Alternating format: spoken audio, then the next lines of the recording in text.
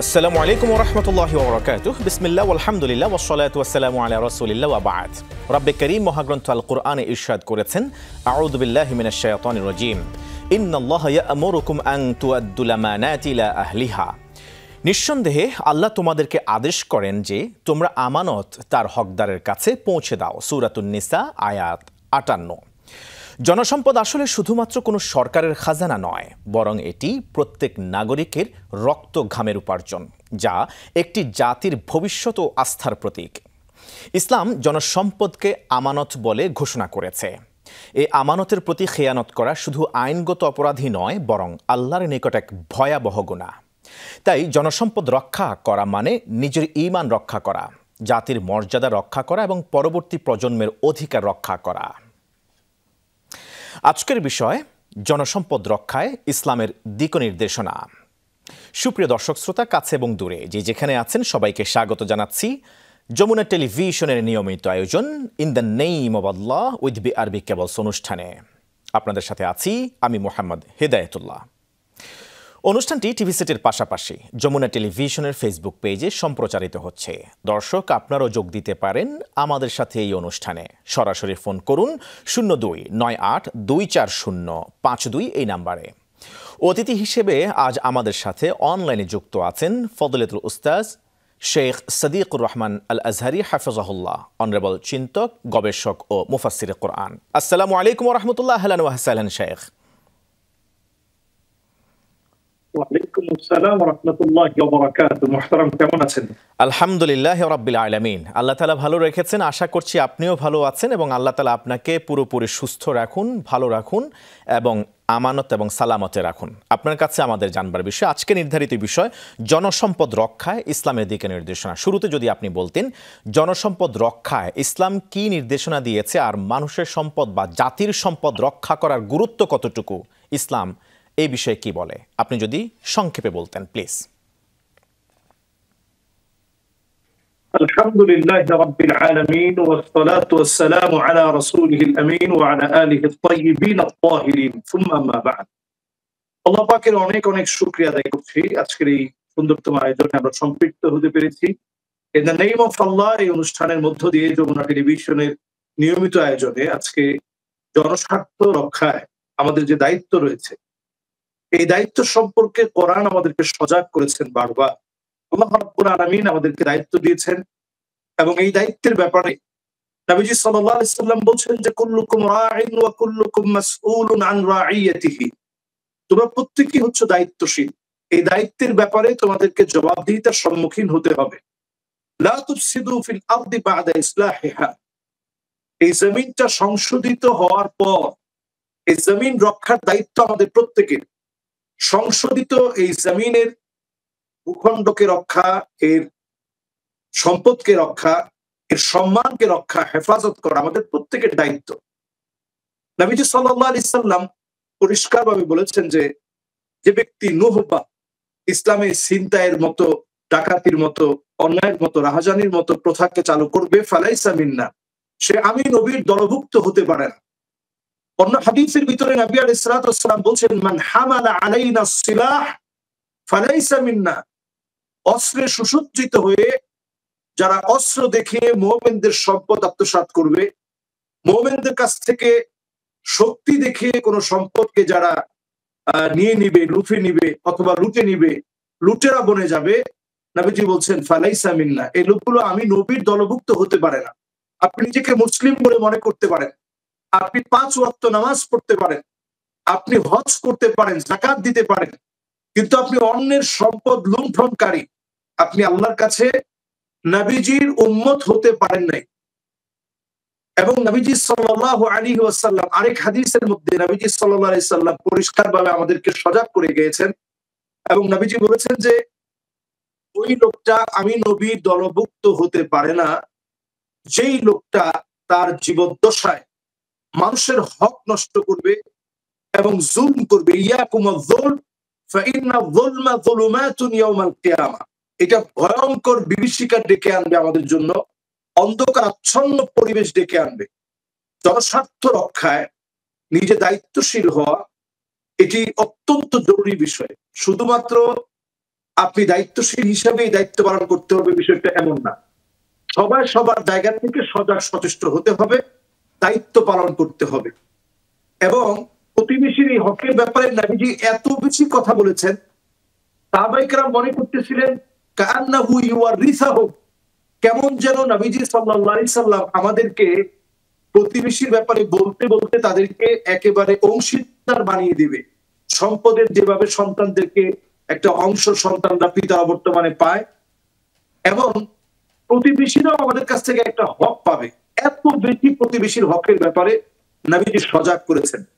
আর রয়েছে আমাদের দেশের বিভিন্ন জনসম্পদ, এগুলো রক্ষার ব্যাপারে যদি আমরা সজাগ সচেষ্ট না হই, নবীজির উম্মত তো আমরা হতে পারবোই না।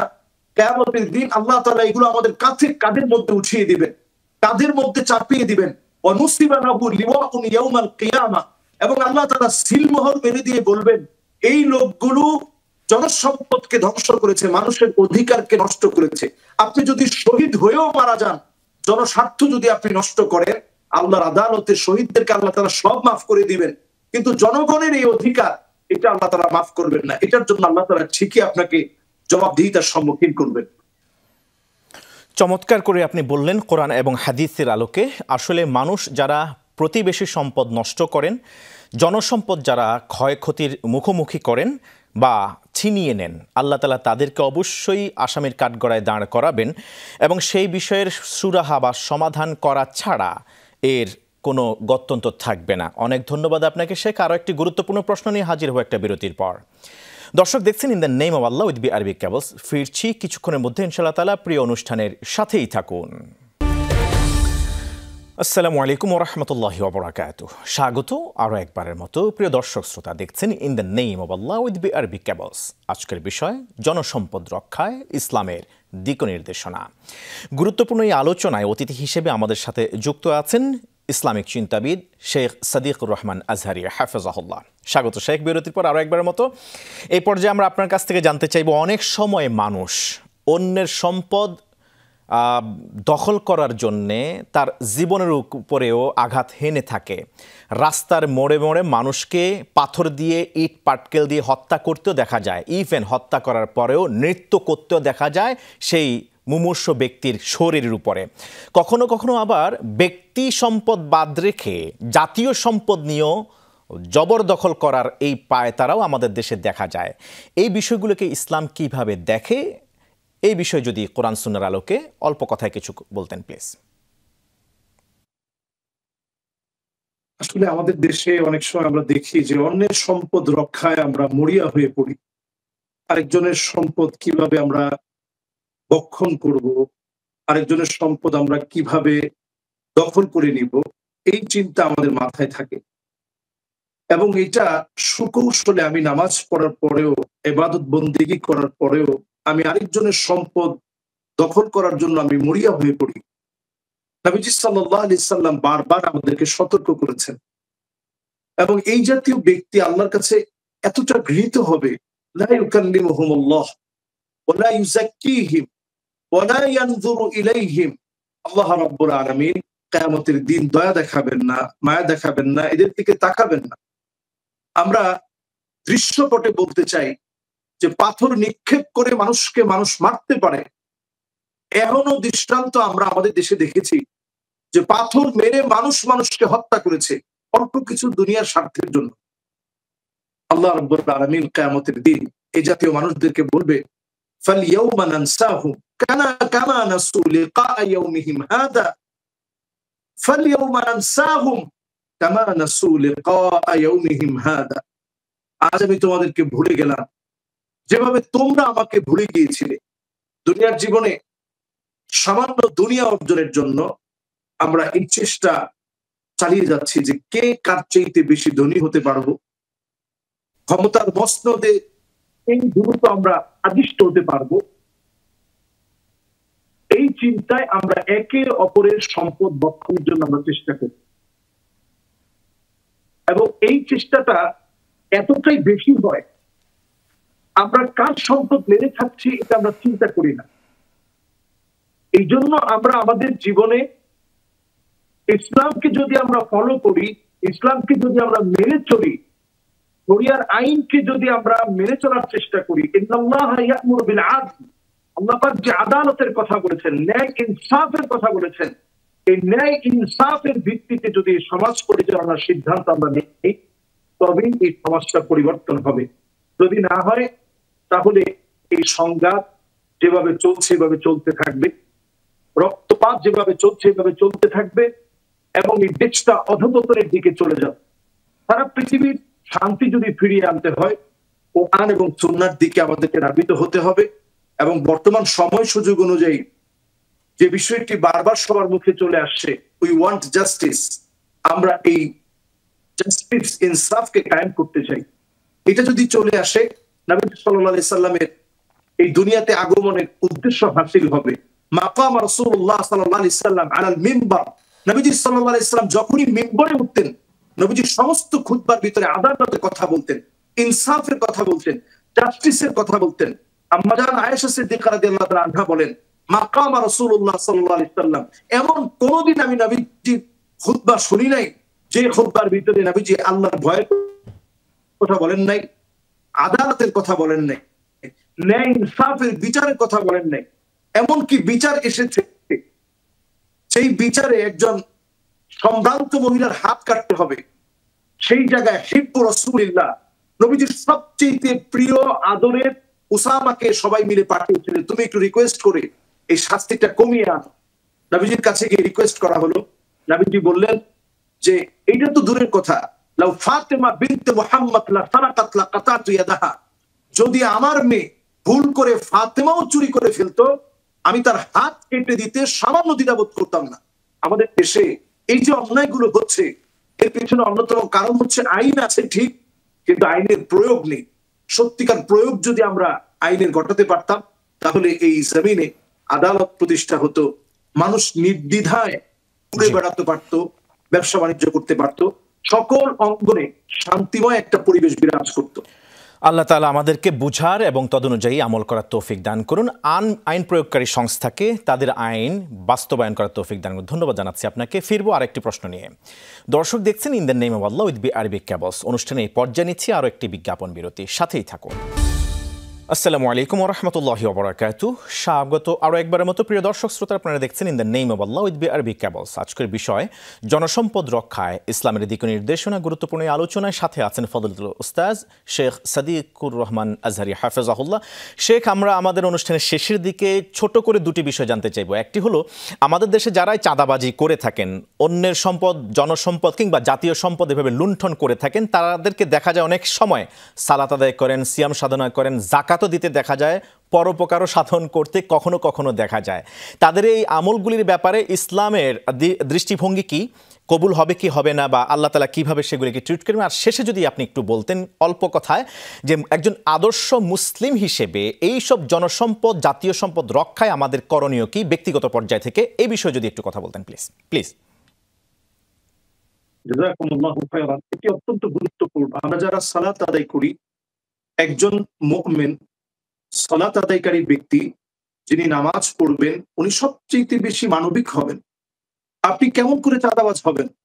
কেমন করে আপনি মানুষের অর্থকে আত্মসাৎ করবেন? আপনি যদি একটা রাস্তার ইটকে আপনি আপনার নিজের ইট মনে করে আপনি নামাজি হয়ে যদি ঘরের ভিতর নিয়ে যান, এই ইটের জবাবদিহিতা কেমন করে আপনি দিবেন? আমরা রাষ্ট্র থেকে বলি আর ঘর থেকে বলি, সমাজের প্রত্যেকটা ক্ষেত্রেই মানুষের হককে আমরা কিছু মনে করি না। মানুষের হকটাকে আমরা মনে করি আমাদের বোন, আমাদের ভাই, আমাদের আত্মীয় স্বজন, আমাদের কলিগ, তাদের কোনো হককে আমরা হক বলে মনে করি না। জনগণের হকের ব্যাপারে আমরা সজাগ থাকি না, এবং মানুষের হকের ব্যাপারেও আমরা সজাগ হই না। এটি অনেক বড় একটি অন্যায়, অনেক বড় একটি পাপ, যে পাপের বোঝা আপনাকে বয়ে বেড়াতে হবে অনেক লম্বা সময় ধরে। আল্লাহ রাব্বুল আলামিন সেদিন অসংখ্য গোলামদেরকে আল্লাহ তাআলা মাফ করবেন। আল্লাহর আদালতে অসংখ্য গোলাম মাফ পেয়ে যাবে। কিন্তু যারা মানুষের হক ঠকিয়েছে, তারা দুয়ারে দুয়ারে সেদিন ওই লোকগুলোকে খুঁজে বেড়াবে যে ওই লোকগুলো কোথায়, যাদের হকগুলো আমরা ঠকিয়েছিলাম।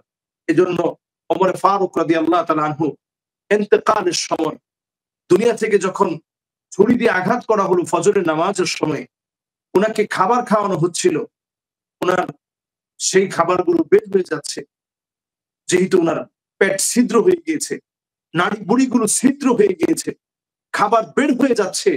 সেই মুহূর্তে তিনি বলছিলেন, মান কানাত মিন কিবালি মাযলামা ফালিয়াক্তাস মিন্নি ক্বাবলা আল কিসাস ইয়াউম আল কিয়ামা।